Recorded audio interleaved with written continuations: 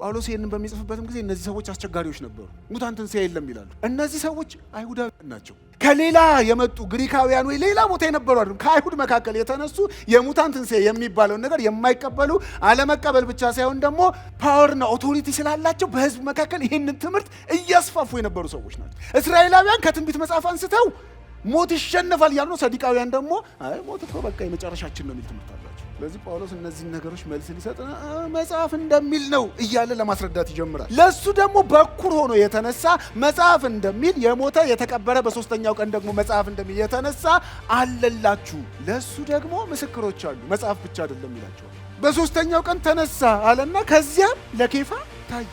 ኬፋ ብቻ ደግሞ አይደለም ይላቸዋል። ቀጥሎ ለ12ቱም ታይቷቸዋል ይላቸዋል። 12ቱ ለብቻ እዛ ቁጭ ብለው እያለ መጥቶ ቶማስ የተጠራጠረበት ሰዓት አለ አይደል? አይተውታል። ዝም ብለው እስኪ ሃይማኖትን መስረት እንደ ሰዱቃውያን የሆነ ትምህርት እናስፋፋ ብለው ተነስተው አይደለም። ቼክ አድርግ ብሏቸው እጁን እንዲህ ቼክ አድርጎ ጎኑን ቼክ አድርጎ 12ቱ አረጋግጠውልናል፣ ሰላም ለእናንተ ይሁን ብሏቸዋል። መጨረሻ ላይ ናቹራል ዴዝ ሞተ ተብሎ የሚታመነው ዮሐንስ ነው። ሌሎቹ በተለያየ መንገድ የኢየሱስን መስዋዕትነት ተካፍለው ሄደው መጨረሻ ላይ በክብሩ ይህንን ኢየሱስን አይቶት አንድ ታሪክ ይጽፍልናል። ካለውና ከነበረው ከሚመጣው በዙፋኑም ፊት ካሉት ከሰባቱ መናፍስት እንዲሁም ታማኝ ምስክር ከሙታን በኩርና የምድር ነገስታት ገዢ ከሆነው ከኢየሱስ ክርስቶስ ጸጋና ሰላም ይሁንላችሁ። ከዛ ኢየሱስን በተለያየ መንገድ ይገልጠዋል። ከገለጠበት አንዱ ለወደደን የሚለው አባባል አለ። ለወደደን ከኃጢአታችንም በደሙ ላጠበን የሚለው ከዛ ይሄድና ግን መጨረሻ ላይ ባየሁትም ጊዜ ራሴን ስቼ ወደቅኩኝ። እሱም ቀኝ እጁን ጭኖ በላይ ላይ እንደዚህ ያለ አትፍራ፣ መጀመሪያውና መጨረሻው እኔ ነኝ። እኔ ሕያው ነኝ። ሞቼ ነበር፣ አሁን ግን ሕያው ነኝ። ከዘላለም እስከ ዘላለም ድረስ ሕያው ነኝ። የሞትና የሲኦል መክፈቻ በእጄ ነው። ሞትን አሸንፌልሃለሁ። ለዘላለም ይዋጣል የሚል ትንቢት ስጠብቅ ነበር አይደል? ተሸንፏል። መልእክት ልንገራችሁ፣ አትፍሩ። ጌታ እንዲህ እያላችሁ ነው፣ አትፍሩ። ለምን? ሞቼ ነበር፣ ሕያው ነኝ፣ ለዘላለም አለው። ሞቼ ነበር ግን ሕያው ነኝ። ስለዚህ አትፍሩ።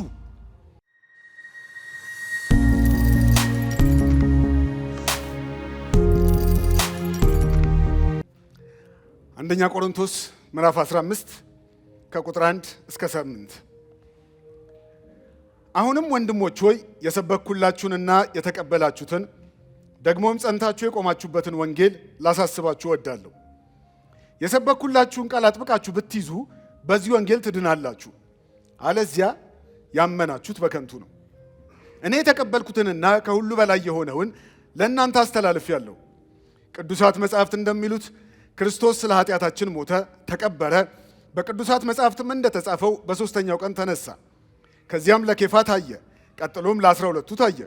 ከዚያም በኋላ ከ500 በላይ ለሚሆኑ ወንድሞች በአንድ ጊዜ ታየ። ከእነዚህም አብዛኞቹ በሕይወት አሉ፣ አንዳንዶቹ ግን አንቀላፍተዋል። ከዚያም ለያዕቆብ ታየ፣ በኋላም ለሐዋርያት በሙሉ ታየ። ከሁሉም በኋላ እንደ ጭንጋፍ ለምቆጠር ለእኔ ደግሞ ታየ። ሮሜ ምዕራፍ 1 ከቁጥር 1 እስከ 5 ጳውሎስ የክርስቶስ ኢየሱስ ባሪያ ሐዋርያ ሊሆን የተጠራና ለእግዚአብሔር ወንጌል የተለየ፣ ስለዚህ ወንጌል በነቢያቱ በኩል በቅዱሳት መጻሕፍት አስቀድሞ ተስፋ ተሰጠ። ወንጌሉም ስለ ልጁ በሥጋ ከዳዊት ዘር ስለሆነ በቅድስና መንፈስ ደግሞ ከሙታን በመነሳቱ የእግዚአብሔር ልጅ መሆኑ በኃይል ስለተገለጠው ስለ ጌታችን ኢየሱስ ክርስቶስ ነው። እንጸልይ። ሃሌሉያ። ትንሣኤና ሕይወት እኔ ነኝ ያልከን፣ ከሞት የተነሳህ ሞትን ያሸነፍክልን ኢየሱስ በጌታ በኢየሱስ ስም እናመሰግንሃለን። አንተ ከሙታን በመነሳትህ ዘላለማዊ የጸና ተስፋ ሰጥተህናል። ተመስገን ጌታ እግዚአብሔር ሆይ፣ አሁን የሰጠህንን መጽሐፍ ገልጠን እዚህ ጋር ስንነጋገር በጌታ በኢየሱስ ክርስቶስ ስም አንተ ለእያንዳንዳችን ለነፍሳችን ተናገረን። እናምንሃለን፣ እንወድሃለን። በጌታ በኢየሱስ ስም አሜን።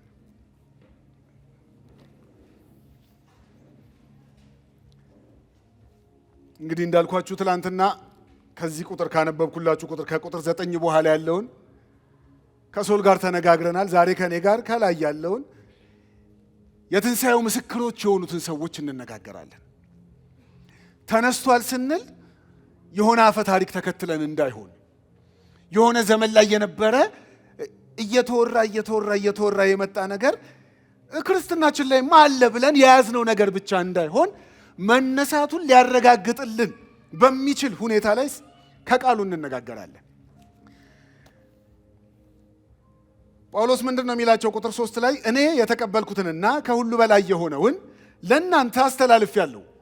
ምን አስተላለፈላቸው? ቅዱሳት መጻሕፍት እንደሚሉት አላቸው። ሃሌሉያ!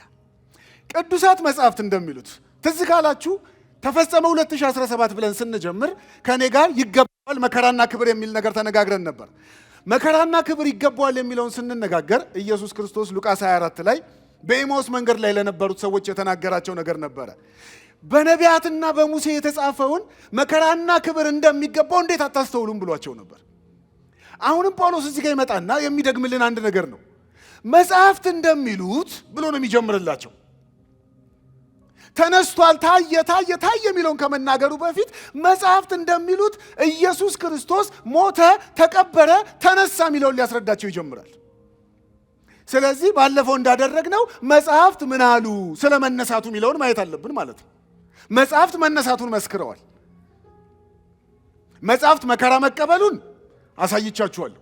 ዛሬ ደግሞ መጽሐፍት ይነሳል ብለው እንደነበረ ጥቂት ወደ ኋላ መለስ ብለን እናያለን ማለት ነው። ሃሌሉያ! ቅዱሳት መጽሐፍት እንደሚሉት ክርስቶስ ስለ ኃጢአታችን ሞተ፣ ተቀበረ፣ በቅዱሳት መጽሐፍትም እንደተጻፈው በሦስተኛው ቀን ተነሳ ይለናል። ጳውሎስ ይህን ሊጽፍላቸው ያነሳሳው ነገር ምንድን ነው ብዬ ትንሽ ወደ ኋላ ሄጄ ያየሁት። ሐሙስ እዚህ እናምናለን የሚል ትምህርት ጀምረናል። እናምናለን የሚለው ትምህርት ላይ እንደ 66ቱ መጽሐፍ ባንቀበላቸውም እንደ ታሪክ ማስረጃነት ግን ልንቀበላቸው እንችላለን ብለን አንዳንድ መጽሐፍትን ጨምረን ነበረ። አፖክሪፋ ወይም ደግሞ አዋልድ መጽሐፍት የሚባሉ መጽሐፍትን እንደ ታሪክ ማረጋገጫነት ልንቀበል እንችላለን። ከእነሱ መካከል ካሉት መጽሐፎች ውስጥ ታሪክን በደንብ የሚያስቀምጡልን መጽሐፎች አሉ። ብሉይ ኪዳን ላይ ስታነቡ ካህናት፣ ሌዋዊ የሚሉ ነገሮች ታገኛላችሁ። ልክ አዲስ ኪዳን ላይ ስትገልጡ ሌዊ የሚል ነገር አታገኙ። ልክ አዲስ ኪዳን ላይ ስትገልጡ አገልጋይ ተብሎ ሌዊን አታገኙትም። አገልጋይ ተብሎ ካህን የሚል ነገር አታገኙም። ልክ አዲስ ኪዳን ስትገልጡ ምን የሚል ነው የምታገኙት? ፈሪሳዊ፣ ሰዱቃዊ፣ ጸሐፍት የሚል ነው የምታገኙት። ብሉይ ኪዳን ላይ የሌሉ ሰዎች አዲስ ኪዳን ላይ ድንገት ብቅ ብለው እናገኛቸዋለን። በታሪክ መለስ ብላችሁ ስታነቧቸው እነዛ ሰዎች በጨለማው በ400 ዘመን በሚባለው ላይ በዛ ጊዜያት የመጡ ሰዎች ናቸው። ሰዱቃዊ ብሉይ ኪዳን ላይ አታገኙ። ፈሪሳዊ የሚባሉ ብሉይ ኪዳን ላይ አታገኟቸው። ሰዱቃውያን የሚባሉት ከነዛ መካከል ሰዱቃውያን የሚባሉት በዛ 400 ዓመት ውስጥ 167 ከክርስቶስ ልደት በፊት 167 ዓመተ ዓለም ላይ ብቅ ያሉ ታሪክ ውስጥ ድንገት የገቡ ናቸው። ፈሪሳውያንም ልክ እንደዛው አሉ፣ ጊዜ ያላቸው። ዛሬ ግን ስለ ሰዱቃውያን ብቻ ስለሆነ ማውራችሁ ስለ እነሱ ላንሳ። ሰዱቃውያን የሚባሉት 167 ዓመተ ዓለም ላይ ብቅ አሉና 71 አካባቢ ላይ ደግሞ ጸጥ እያሉ እየጠፉ ይመጣሉ። ሰዱቃውያን 167 ላይ ሲመጡ ምን አይነት አመጣጥ ነው የመጡት? በመላእክት መኖር አናምንም ብለው ነው የመጡት። በአጋንንት መኖር አናምንም፣ በመላእክት መኖር አናምንም። እንደውም ከአምስቱ መጽሐፍት ውጭ ያሉት በሙሉ ከሙሴ አምስቱ መጽሐፍት ውጭ ያሉት የታሪክ መጽሐፍት ምንላቸው፣ የነቢያት መጽሐፍት፣ እነሱ መጽሐፎች እንደ አምስቱ መጽሐፍት ዋጋ የላቸው፣ ዋና አምስቱ ናቸው ብለው የተነሱ ሰዎች ናቸው። ሌላ እነዚህ ሰዱቃውያን የሚባሉት ምን አያምኑ? የሙታን ትንሣኤ የለም ነው የሚሉት። የሞተ ሰው ሞተ ነው፣ አበቃለት። እንደውም አንድ የግሪክ ፈላስፋ ምንድን ነው የሚለው? ምድር ደሙን ከተቀበለች በኋላ ሰው አይደለም አበቃለት የሚል ፍልስፍና አለው። ሙታን ትንሣኤ የሚባል ነገር የለም። ሰው ከሞተ ሞተ ነው፣ ጨረሰ፣ በቃ። ሞት የሰው ልጅ መጨረሻ የሚዘጋበት ነው ብለው ያስተምራሉ። ካስታወሳችሁ የወንጌላት ታሪክ ላይ ኢየሱስ ጋር እየመጡ ሲከራከሩ ታገኟቸዋላችሁ። አንድ ሰው ዘር ሳይተካ ሞተ፣ 7 ወንድሞቹ አገቡት። ሙታን ትንሣኤ የለም የሚለውን ለማስረዳት የማይሄዱበት ጥግ የለም። ጳውሎስ ይህንን በሚጽፍበትም ጊዜ እነዚህ ሰዎች አስቸጋሪዎች ነበሩ። ሙታን ትንሣኤ የለም ይላሉ። እነዚህ ሰዎች አይሁዳውያን ናቸው። ከሌላ የመጡ ግሪካውያን ወይ ሌላ ቦታ የነበሩ አይደለም፣ ከአይሁድ መካከል የተነሱ የሙታን ትንሣኤ የሚባለውን ነገር የማይቀበሉ አለመቀበል ብቻ ሳይሆን ደግሞ ፓወርና ኦቶሪቲ ስላላቸው በህዝብ መካከል ይህንን ትምህርት እያስፋፉ የነበሩ ሰዎች ናቸው። ስለዚህ ጳውሎስ እዚህ ጋር መጥቶ ዲፌንድ ሊያደርግ የሚሞክረው የእነሱንም የስተት ትምህርት ሊገለብጥ ነው የሚጀምረው። መጽሐፍት እንደሚል ብሎ ራሳቸው የሚያነቧቸው መጽሐፎች ነው ሊጠቅስላቸው የሚሞክረው። ከመጽሐፍት ላምጣና ላሳያችሁ አይነት ነገር ነው የሚያወራቸው። መጽሐፍ እንደሚል ነው ኢየሱስ የተነሳው እንጂ እኛ አዲስ ሃይማኖት ልናቋቁም ተነስቷል ብለን አዲስ ደግሞ ግሩፕ ይዘን ልንገነጠል ፈልገን አይደለም። ከመጀመሪያ የነበረ ነገር ነው ብሎ ሊያስረዳቸው ነው የሚሞክረው። ሃሌሉያ። ሞት የሰው ልጅ መጨረሻ ነው ብሎ በሚያምኑ መካከል እነሱ ብቻ ሳይሆኑ በአጠቃላይ ሞት የሰው ልጅ የሚፈራው የመጨረሻ ትልቁ ነገር ነው አይደል? ሞት የሚባለው ነገር የስቃይ ጥግ፣ የፈተና ጥግ፣ የመከራ ጥግ ተብሎ ቢኬድ መጨረሻ የምናገኘው ምንን ነው? ሞት። ሰው ሞትን ለምን ይፈራል? ዋና ሞትን የምንፈራበት ምክንያታችን ምንድን ነው? ከሞት በኋላ ምን እንደሆነ ስለማናውቅ፣ ሌላ ምንም አይደለም። እንደው መጨረሻ ላይ ያለችው ጣር ከባድ ስለሆነች ነፍስ ስትወጣ ፊት ለፊት የሚታይ ብርሃኒውን ጨለማ ምን እንደሆነ፣ ከዛ በኋላ ያቺ ብላ ካለቀች በኋላ ቀጥሎ ምን እንደሆነ ስለማናውቅ ሞትን እንፈራዋለን። እስራኤላውያን ደግሞ በትንቢት መጽሐፍ ላይ ኢሳይያስ 25 ላይ ሞት ለዘላለም ይዋጣል የሚል ትንቢት አላቸው። ስለዚህ ሞት የሚሸነፍበትን ቀን እየጠበቁ ነው። እስራኤላውያን ከትንቢት መጽሐፍ አንስተው ሞት ይሸነፋል ያሉ ነው። ሰዲቃውያን ደግሞ አይ ሞት እኮ በቃ የመጨረሻችን ነው የሚል ትምህርት አላቸው። ስለዚህ ጳውሎስ እነዚህን ነገሮች መልስ ሊሰጥ መጽሐፍ እንደሚል ነው እያለ ለማስረዳት ይጀምራል። በዘመናት በታሪክ በመጽሐፍ ቅዱስ ታሪክ ላይ እንዲገለጥ እያደረግን ብንሄድ ሞት ይሸነፋል፣ ሞት ይዋጣል የሚሉት እስራኤላውያን በየታሪካቸው መካከል ላይ ከሞት የተነሳ ሰው አላቸው። ግን እነዛ ከሞት የተነሱላቸውን ሰዎች ሞትን እንዳሸነፉና ሞት በቃ ለመጨረሻ ተሸንፎ አገኘ ነው የሚሉበት ታሪክ አታገኙላቸው።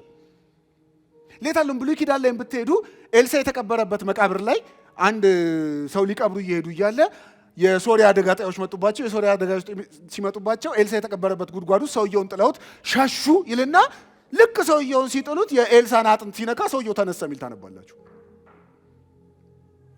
ከሞት የተነሳ ሰው ታሪክ ለእስራኤላውያን የሆነ እንትናቸው ውስጥ አለ፣ ግን ሞት ተሸነፈ የሚለው ጋር አልደረሱ። ኤልሳም ከዛ በፊት ያንን ብላቴና ሲያስነሳ ታሪኩን ታውቁታላችሁ። ኢየሱስም በምድር ያገልግሎት ዘመኑ ደግሞ የሞተ ሰው ሲያስነሳ ታውቁታላችሁ። የ12 ዓመቷን ብላቴና ሲያስነሳ፣ የኢያኢሮስን ልጅ አልዓዛርን ሲያስነሳ ታውቁታላችሁ።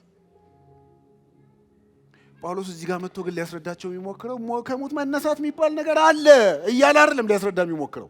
ያው ታውቁ አይደለ የኤልሳ ምናምን ብሎ አይደለም ሊያስረዳቸው የሚሞክረው። ለብቻ እዚህ ጋር ለይቶ ሞት የተሸነፈበትን ታሪክ ሊነግራቸው ነው የሚፈልገው። ትንቢት ላይ የተጻፈው ሞት ተሸንፏል፣ ሞት ወይ መውጊያ የታል የተባለው ታሪክ ተፈጽሟል እያለ ሊያስረዳቸው ነው የሚሞክረው። ሃሌሉያ።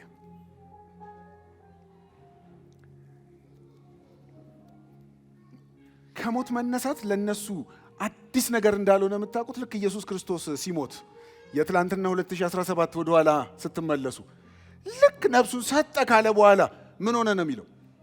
ማቴዎስ ላይ ሄዳችሁ ስታነቡ በከተማ ውስጥ ሞተው የነበሩ ሰዎች ታዩ። አንብባችሁታል? የመጀመሪያው የዞምቢ አፖካሊፕስ አይነት ነገር ማለት ነው። ከተማ ውስጥ የሞተ ሰው አንዱ አጎቱን አየ እንደማለት ነገር እኮ ነው። እንዲህ አጎቴ ምናምን አይነት ነገር መጣበት። ያንን አይደለም ሊያሳያቸው እዚህ ጋር የሚሞክረው።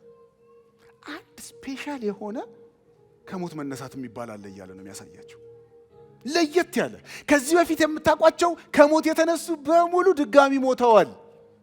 አልዓዛርን ሊገሉት ይፈልጉ ነበር የሚል አንብበናል። ሁሉም ከሞት የተነሱት ከዛ በፊት ሞተዋል።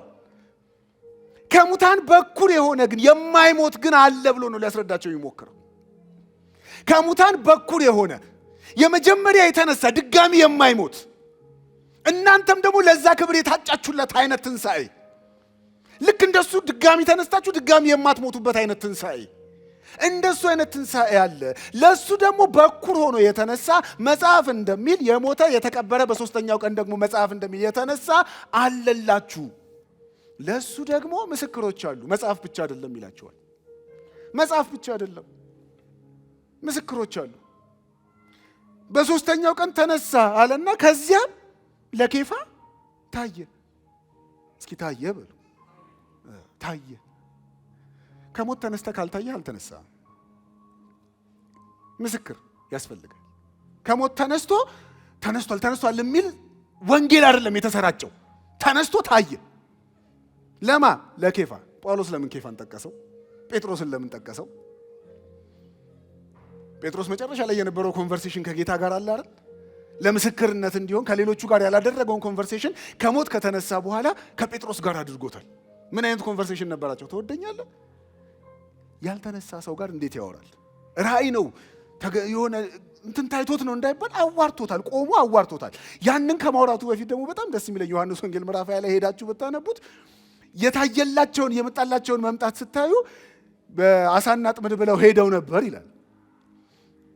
አሳና ጥምድ ብለው ሄደው ኢየሱስ በባህር ዳርቻ ላይ ቆሞ ጠራቸው። ሲጠራቸው ዮሐንስ ለየው። እንዴ ጴጥሮስ ጌታ እኮ ነው አለው። ጌታ እኮ ነው ሲለው በጣም ያስቀኛል እዛ ሞመንቱ ላይና ጴጥሮስም ይላል ልብሱን ታጠቀና ዘሎ ውሃ ውስጥ ገባ ይላል። ለመዋኘት ልብስ ይወለቃል፣ ይታጠቃል።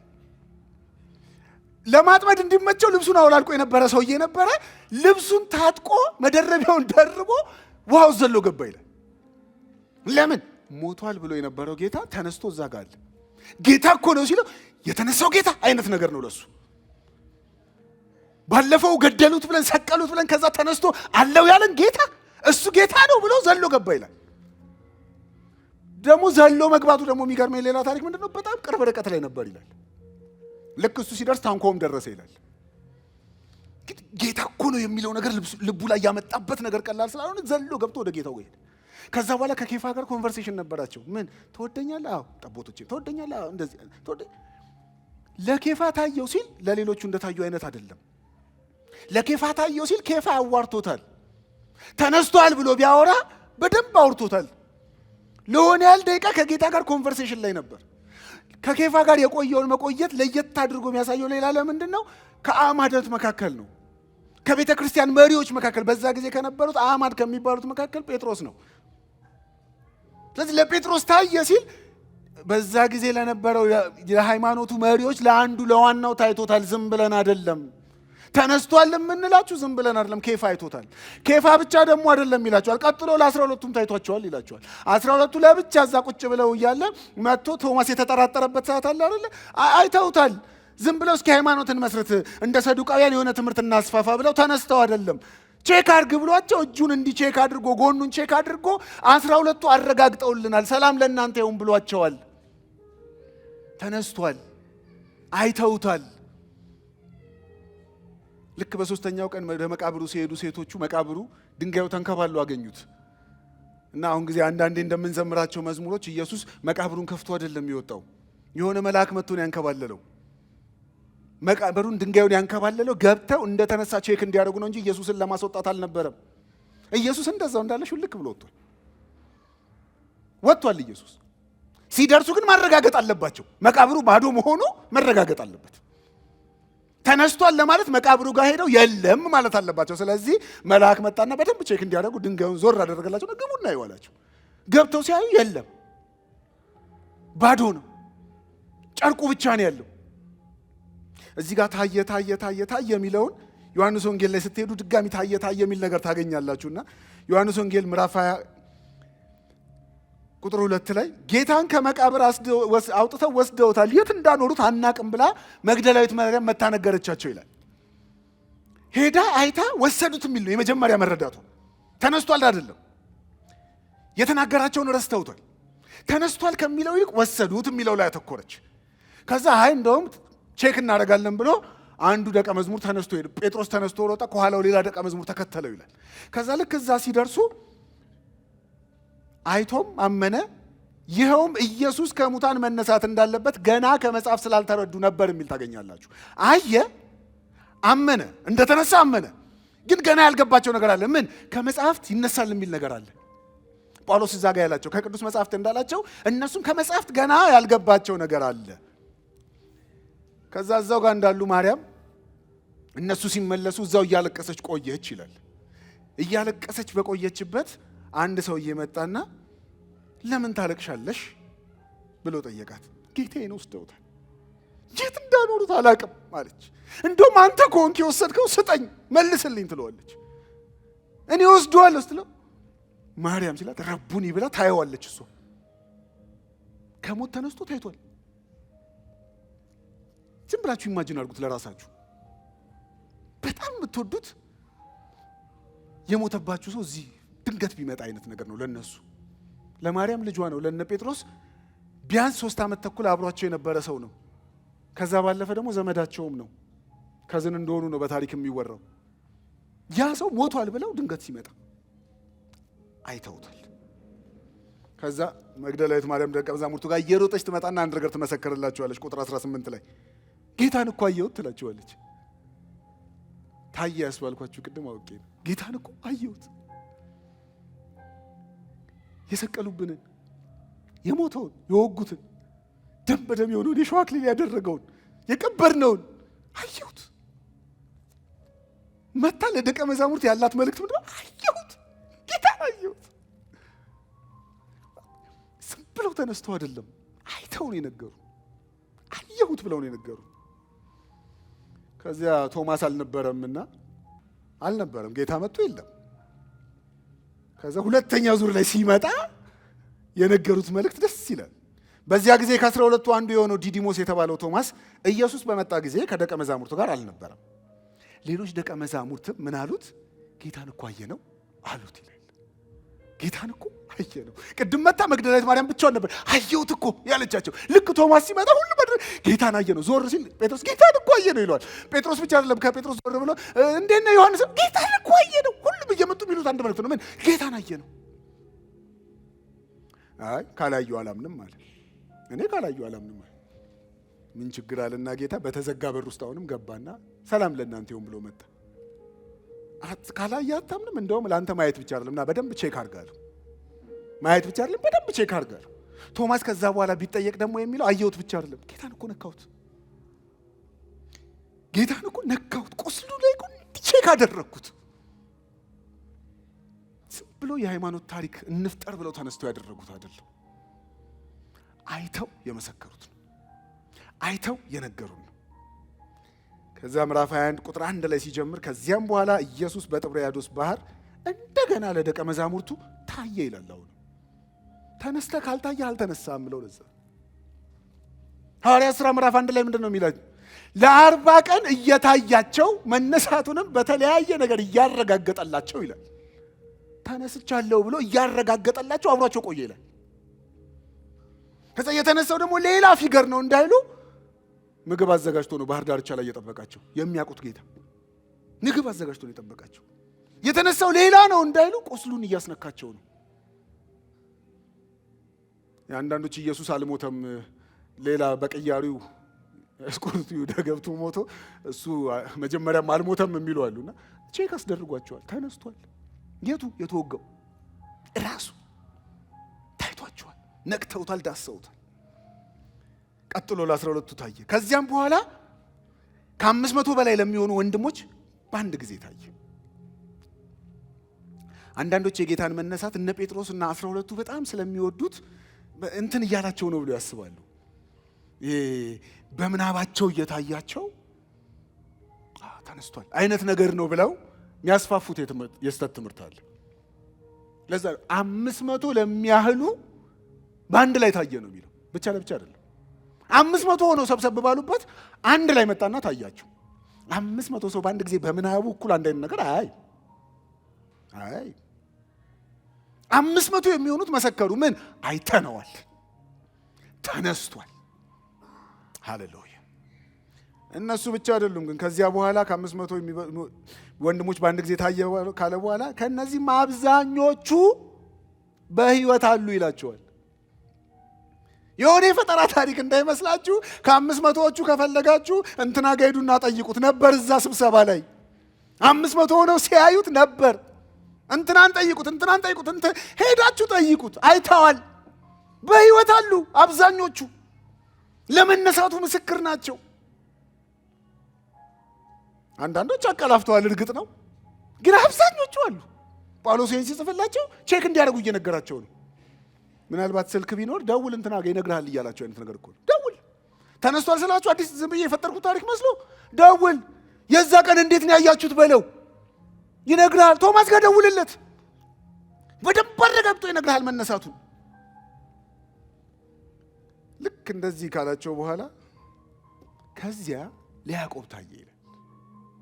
ለያዕቆብ ደግሞ ታየው። እዚህ ጋር ያለውን ያዕቆብ ሶስት ያዕቆብ እናውቃለን። የእልፊዩስ ልጅ ያዕቆብ፣ የዘብዴዎስ ልጅ ያዕቆብ፣ ከዛ ደግሞ የኢየሱስ ክርስቶስ ወንድም ያዕቆብ አለ፣ ሃፍ ብራዘሩ። እዚህ ጋር ያለው ያዕቆብ የኢየሱስ ክርስቶስ ወንድም ያዕቆብ ነው ተብሎ ነው የሚታመነው። ወንድሙ አይቶታል። አላምንም እንዳትሉ፣ ወንድሙ ከሞት ተነስቶ አይቶታል። እንዳይከራከሩ አድርጎ ሄዱና ጠይቁት። ወንድሙ አይቶታል። ለምን ያዕቆብን ጠቀሰ ብዬ ሳስብ ማርቆስ ምዕራፍ 2 ላይ ያዕቆብ ምን አድርገው ነበር? ሰብሰብ ብለው ወንድሞቹን ሰብስቦ ምናምን አጎት አክስት ምናምን ሰብሰብ አድርጎ አረ ይሄ ሰውዬ ቤተሰብ ሊያሰድብ ነው፣ አረ አብዷል ምናምን ብሎ ኢየሱስን አሳፍሶ ወደ ቤት ሊወስድ ሞክሯል። ስለዚህ ያዕቆብ ተነሳ ካለ ተነስቷል። ወንድሙ እንደዛ እብድ ነው ብሎ ሊያሳስረው የነበረው ያዕቆብ ተነስቷል ካለ ኢየሱስ ተነስቷል። ሃይማኖት እየፈጠረን አይደለም፣ እውነተኛ ታሪክ እየነገርናችሁ ነው ይላችኋል። ከዛ ግን ለእነዚህ ሰዎች ብቻ አይደለም፣ እኔም እኮ አይቼዋለሁ ብሎ ራሱን ያስገባል ጳውሎስ። እኔም አይቼዋለሁ፣ መንገድ ላይ አግኝቼዋለሁ ይላችኋል። ታየ ታየ ብቻ ብዬ ልተውላችሁ፣ እኔም አይቼው እንደ ጭንጋፍ ለምቆጠር ለእኔም ታይቶኛል ይላችኋል።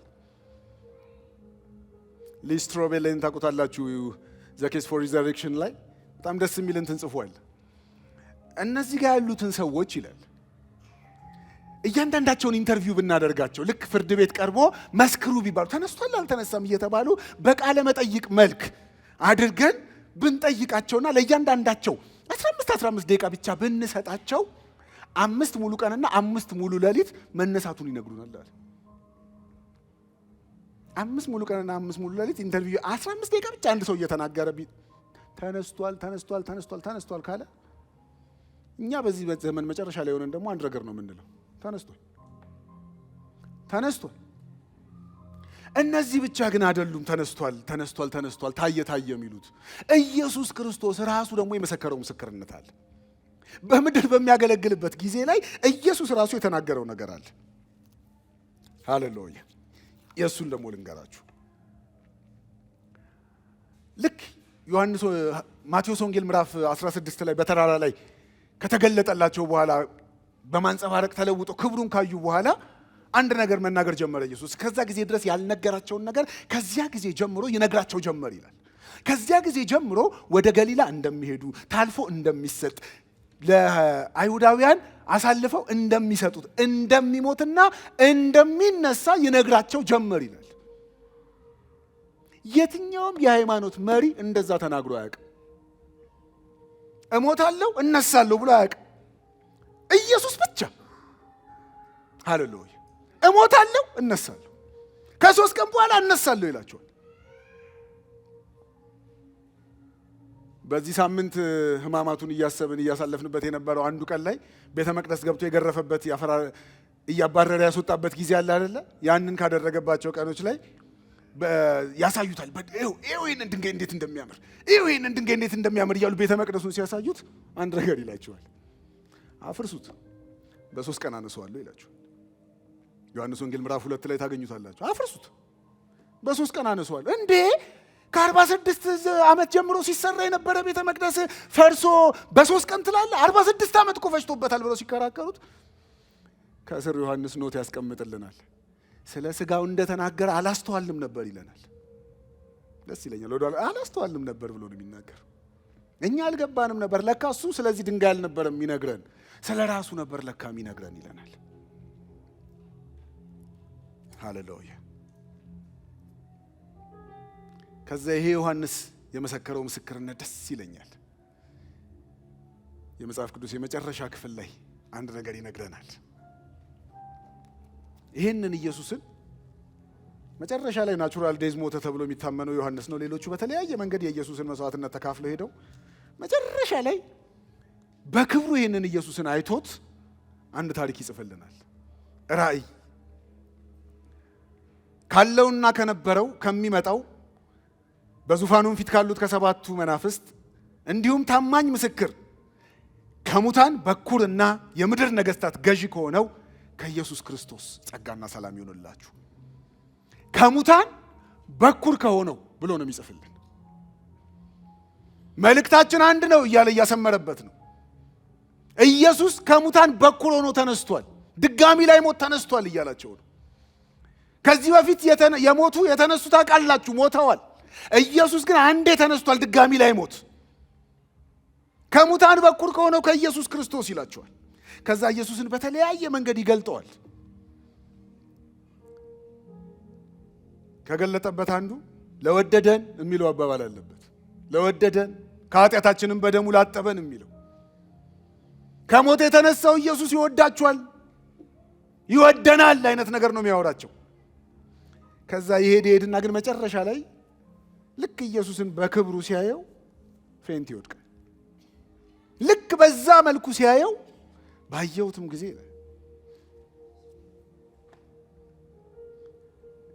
የፍርሃቱ ጥግ ነው ራሱን እንዲስት ያደረገው። ባየሁትም ጊዜ ራሴን ስቼ ወደቅኩኝ።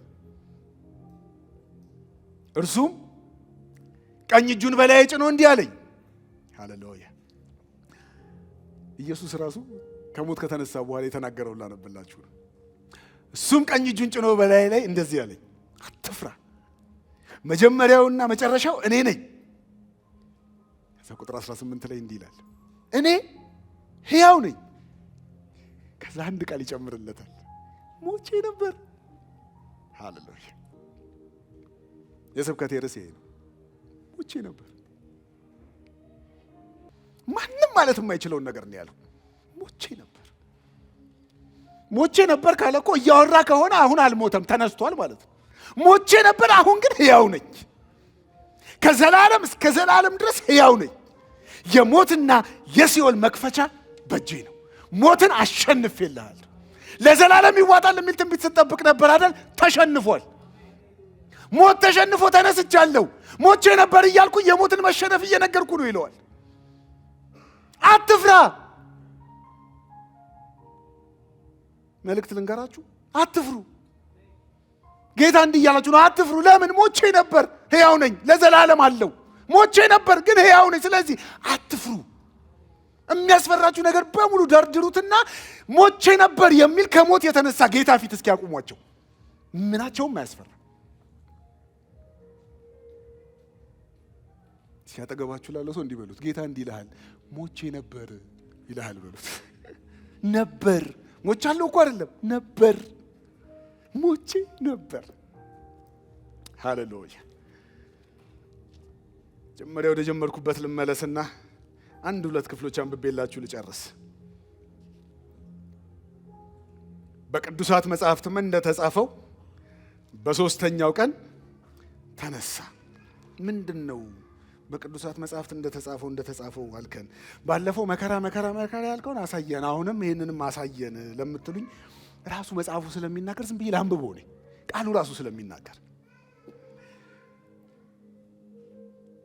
ጴጥሮስ የመጀመሪያ ስብከቱን ሲሰብክ የሰበከውን ስብከት ነው ማነብላችሁ። የእስራኤል ሰዎች ሆይ ይህን ቃል ስሙ። እናንተ ራሳችሁ እንደምታውቁት እግዚአብሔር በመካከላችሁ ታምራትን፣ ድንቅ ነገሮችን፣ ምልክቶችን በእርሱ በኩል በማድረግ ለናዝሬቱ ኢየሱስ መስክሮለታል። እግዚአብሔር በጥንት ውሳኔውና በቀደመው እውቀቱ ይህን ሰው አሳልፎ በእጃችሁ ሰጣችሁ። እናንተም በክፉ ሰዎች እጅ ሰቅላችሁ ገደላችሁት። እግዚአብሔር ግን የሞትን ጣር አስወግዶ አስነሳው፣ ሞት ይዞ ሊያስቀረው አልቻለምና። ዳዊትም ስለ እርሱ እንደዚህ ይላል። ጴጥሮስ ዳዊትም እንደዚህ ብሎ መዝሙረ ዳዊት ምዕራፍ 16 ላይ ሄደላቸው። ዳዊት ስለ ክርስቶስ እንደዚህ ብሏል፣ ጌታን ሁል ጊዜ በፊት ያየዋለሁ፣ እርሱ በቀኜ ነውና ከቶ አልታወክም። ስለዚህ ልቤ ደስ አለው፣ አንደበቴም ሐሴት አደረገ፣ ሥጋዬም በተስፋ ይኖራል። ነፍሴን በሲኦል አትተዋትምና ቅዱስህም መበስበስን ያይ ዘንድ አታደርግም። የሕይወትን መንገድ አስታወከኝ፣ ከፊትህም ጋር በሐሴት ትሞላኛለህ። ወንድሞች ሆይ ጴጥሮስ ደስ ይላል ማሰባበቁ። ዳዊት እንደዛ ብሏል። ወንድሞች ሆይ አንድ ነገር ልንገራችሁ። ከቀደምት አባቶች ዳዊት ሞቶ እንደተቀበረ መቃብሩም እስከ ዛሬ ድረስ በመካከላችን እንደሚገኝ በድፍረት መናገር እችላለሁ።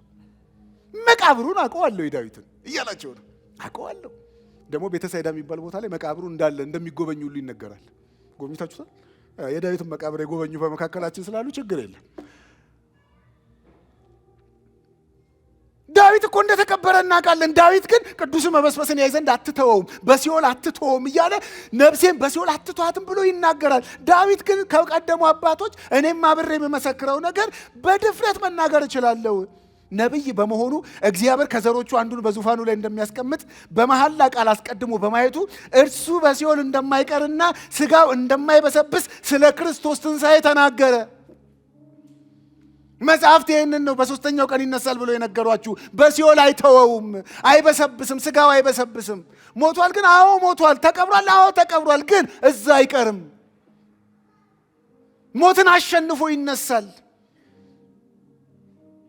መቃብሩ እንዳለ፣ ልብሱ እንዳለ፣ እሱ ወጥቶ ተነስቷል። ሃሌሉያ! ኢየሱስ ተነስቷል። ይህን ኢየሱስ እግዚአብሔር ከሞት አስነሳው። እኛም ሁላችን ለዚህ ነገር ምስክሮች ነን። ጳውሎስ ደስ የሚለኝ ኬፋን ጠይቁት፣ ቅድም ብሎ ታያለው። ኬፋን ጠይቁት ያለው ኬፋ የሰበከውን ስብከት ያውቃል። ኬፋ የሰበከው አንድ ነው።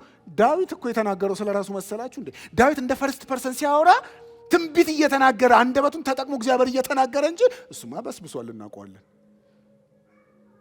ኢየሱስ ግን ሃሌሉያ! እኛ ሁላችን ምስክሮች ነን። ስለዚህ በእግዚአብሔር ቀኝ ከፍ ከፍ ካለ በኋላ የመንፈስ ቅዱስን ተስፋ ከአብ ተቀብሎ አሁን የምታዩትና የምትፈጽሙትን አፈሰሰው። ዳዊት ወደ ሰማይ አልወጣም። እርሱ ራሱ ግን እንዲህ ብሏል፣ ጌታ ጌታዬ ጠላቶችን ለእግር መረገጫ እስከማደርግልህ ድረስ በቀኝ ተቀመጥ አለው። መጽሐፍት እኮ እየነገሩን ነው ይላቸዋል። መጽሐፍት ተነስቷል ብለዋል የምንላችሁ እኮ ሃይማኖት ለመመስረት ብለን ያመጣነው ታሪክ ሳይሆን ይሄው ዳዊት እኮ ድጋሚ ነግሮናል። ምን ጌታ ጌታ የጠላቶችን የእግር መረገጫ እስካደርግልህ እኮ ድረስ ብሏል። ዳዊትን እኮ እናውቀዋለን፣ ወደ ሰማይ እኮ አልወጣም እያለ ከታሪክ ወደ ኋላ መልሶ ያስረዳቸዋል። ኢየሱስ መጽሐፍት ይመሰክሩለታል፣ ተነስቷል። በሶስተኛው ቀን ይነሳል እንደተባለው ተነስቷል። የዛሬ ጠዋቱን ዲቮሽን ካነበባቸው እንደተናገረው ተነስቷል። እንደተናገረው ተነስቷል። ሃሌሉያ! ሌላ ስብከት ላንብብላችሁ። ሐዋርያት ሥራ ምዕራፍ 4 ላይ ልሂድና ላንብብላችሁ። ምዕራፍ 4 ቁጥር 10።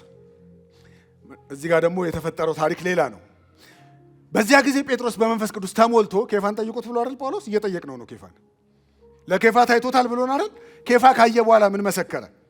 በዚያ ጊዜ ጴጥሮስ በመንፈስ ቅዱስ ተሞልቶ እንዲህ አላቸው፣ እናንተ የሕዝብ አለቆች፣ ሽማግሌዎች ሆይ ዛሬ ለዚህ ሽባ ሰውዬ ስለተደረገው በጎ ስራ እንዴት እንደዳነ የምትጠይቁን ከሆነ የሆነ ሰውዬ ጴጥሮስና ዮሐንስ ቤተ መቅደስ ሲሄዱ ሽባው ተነስቶ ታሪኩን ታስታውሳላችሁ። ከዛ እንዴት ተነሳ ምናምን ብለው ሲያዋክቧቸው ነው። እንዴት እንደተደረገ ብትጠይቁ እናንተ በሰቀላችሁት እግዚአብሔር ግን ከሙታን ባስነሳው በናዝሪቱ በኢየሱስ ክርስቶስ ስም መዳኑንና ፊታችሁ መቆሙን እወቁ። እናንተም እስራኤልም ይወቅ። ምን በተነሳው ኢየሱስ ነው ይሄው ነው። የተነሳው ኢየሱስ ከኛ ጋር ስላለ ይሄ ነገር ሆነ። ኑሯችን የተነሳውን ኢየሱስ ይዞ የሚንቀሳቀስ ስለሆነ ወደ መቅደስ ስንሄድ ይሄ ሆነ። የምትጠይቁ ከሆነ እስራኤልም ይሄን ይወቅልን፣ የሃይማኖት አባቶችም ይሄን ይወቁልን። ምን የተነሳው ኢየሱስ ይሄን ታሪክ አድርጓል። ጴጥሮስ ስብከቱ ይሄ ነው። የጴጥሮስ ብቻ ሳይሆን ግን የጳውሎስንም ስብከት ላንብብላችሁ። ቃሉ ራሱ ይናገር ስላልኳችሁ ዝም ብዬ ቃሉን እያነበብኩላችሁ እሄዳለሁ። ሐዋርያት ሥራ ምዕራፍ 13 ጳውሎስ ሲሰብክ የነበረውን ስብከት ደግሞ ላንብብላችሁ። 13 ቁጥር 26 ጀምሮ እናንተ ከአብርሃም ዘር የተወለዳችሁ ወንድሞች፣ ደግሞም በመካከላችሁ እግዚአብሔርን የሚፈሩ ሁሉ ይህ የድነት መልእክት የተላከው ለሁላችንም ነው። የኢየሩሳሌም ሰዎችና አለቆቻቸው ኢየሱስን አላወቁትም። ይሁን እንጂ በየሰንበቱ የሚሰበሰበው የነቢያት ቃል እንዲፈጸም በእርሱ ፈረዱበት። ለሞት የሚያበቃው አንድም ምክንያት ባያገኙበትም እንኳ ጲላጦስ የሞት ፍርድ እንዲፈርድበት ተማጸኑት። ስለ እርሱ የተጻፈውን ሁሉ ከፈጸሙ በኋላ ከተሰቀለበት እንጨት አውርደው በመቃብር ውስጥ አስገቡት። ቅድም ወንጌላችን ይሄ ነው ወንጌላችን ይሄ ነው እያለ ለሮሜም ሰዎች ለቆሮንቶስም ሰዎች ወንጌላችን ይሄ ነው እያለ የሚነግራቸው ይሄን ነበር ሲሰብክ የኖረው። እግዚአብሔር ግን ከሙታን አስነሳው። ከገሊላም ጀምሮ እስከ ኢየሩሳሌም ከእነርሱ ጋር ለነበሩት ብዙ ቀን ታያቸው። እነርሱም አሁን ለሕዝብ ምስክሮች ናቸው። አይተው እየመሰከሩ ነው። ስለዚህ ሌላ ወንጌል የለንም። ሞተ፣ ተቀበረ፣ ተነሳ። ወንጌላችን ይሄ ነው። እንዴት መጽሐፍት እንደሚሉት፣ እንዴት እነ ኬፋ እንደነገሩን፣ እንዴት ጳውሎስ እንደነገረን። ጳውሎስ መጨረሻ ላይ ለአግሪፓ ደግሞ አንድ ነገር ይነግረዋል። ሐዋርያት ሥራ ምዕራፍ 26 አግሪፓ ፊት ንጉሥ ፊት ቆሞ ርዕስ ይቀይራል ተብሎ እየተጠበቀ ነው። የሚያስፈታው ርዕስ ሊናገር አይ በፈታ እኮ ለዚህ ሰውዬ እኮ ባናግረው ሊፈታኝ ይችላል ብሎ ርዕስ ይቀይራል ተብሎ ሲጠበቅ ምዕራፍ 26 ቁጥር 23 ላይ እንደዚህ ይለዋል።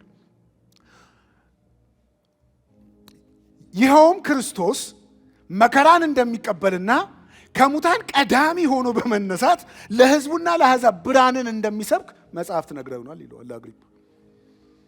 አግሪፓ ልንገርክ፣ እዚህ ጋር የቆምኩትኝ ስለ አንድ ነገር ተከስሼ ነው። ስለ ኢየሱስ ክርስቶስ ሞትና ትንሣኤ አውርቼ፣ ስለ እሱ ሞትና ትንሣኤ ደግሞ ያወራሁት ከመጽሐፍት ያገኘሁትን ነው። ስለዚህ ከመጽሐፍት ያገኘሁትን ልንገርክ፣ ክርስቶስ መከራን እንደሚቀበል ከሙታንም ቀዳሚ ሆኖ በመነሳት ለሕዝቡና ለአሕዛብ ብርሃን እንደሚሆን እናውቃለን። ሌላ ርዕስ የለንም። የምናውቀው ኢየሱስ አንድ ነው። የሞተ የተቀበረ የተነሳ። ሌላ ኢየሱስ አንሰብክ። ኢየሱስ ለእናንተ ማን ነው? ሞቷል፣ ተቀብሯል፣ ተነስቷል። ዛሬ መነሳቱ ላይ ትኩረት እናድርግ። ምክንያቱም ሞተ፣ ተቀበረ ደጋግመን አውርተነዋል። መከራ ይቀበላልን ደጋግመን አውርተነዋል።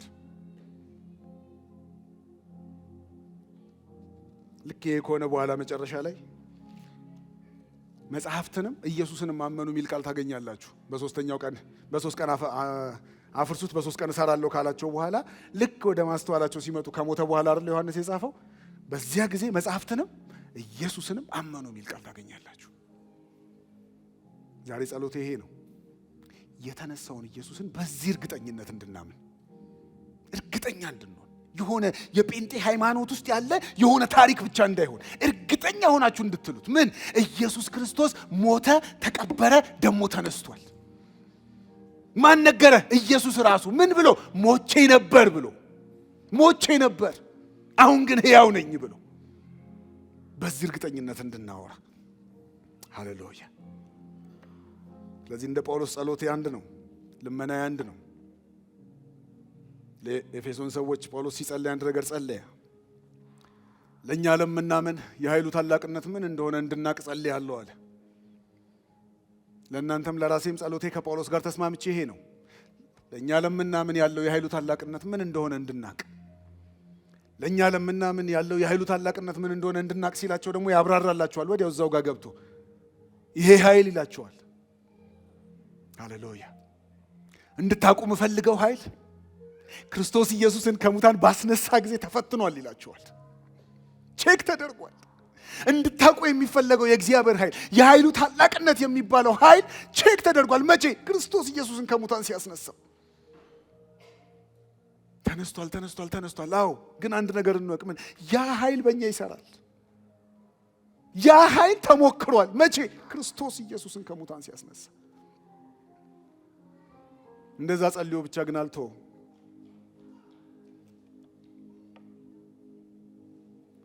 ድጋሚ ይጸልያል። ፊልጵስዩስ ጋር ደግሞ ሄዶ ለፊልጵስዩስ ሰዎች ደግሞ እንዲህ ብሎ እየጸለየ ይጽፍላቸዋል። አንድ ነገር እንዳቅ እመኛለሁ ይላቸዋል። እንደው ኢየሱስን ብመስለው ብዬ እየታገልኩ ነው። መጨረሻ ላይ ደርሼ ብመስለው ብዬ የምመኘው አንድ ነው። ምን? በሞቱ ልመስለው። እንደ ኢየሱስ ብሞት። ፊልጵስዩስን ደጋግማችሁ ስታዩት ልሂድ ልቅር፣ ልሂድ ልቅር የሚል ወሬ ያለው። መጨረሻ ላይ ግን እንደው ቢሆንልኝ የምመኘው አንድ ነገር ነው አለ። ምን? ብሞት። ለምን ሲባል የትንሣኤውን ኃይል እንዳቀው። በእኔ ዘመን ጌታ ባይመጣ አይነት ነገር እኮ ነው አወራሩ። በእኔ ዘመን ከመጣ የትንሣኤውን ኃይል አያውቀውም። ይሄ ሰውነት ቀይር ይልና መነጠቅ ነው ያለው ቻንስ። እንደዛ እንዲሆን አልፈልግም ማለት ምን? የትንሣኤውን ኃይል መነሳት የሚባለውን ኃይል ማወቅ እፈልጋለሁ። ስለዚህ እንደው ቢሆንልኝ በሞቱ ብመስለው። ለምን? የትንሣኤውን ኃይል እንዳውቀው። ስለዚህ እንደ ጳውሎስ ጸሎቴ እነዚህ ሁለቱ ናቸው። የትንሣኤውን ኃይል እንድናውቀው። ክርስቶስን ከሞት ያስነሳው ያ የኃይሉ ታላቅነት በእኛ ደግሞ እንዲገለጥ፣ በእኛ ደግሞ እንዲሰራ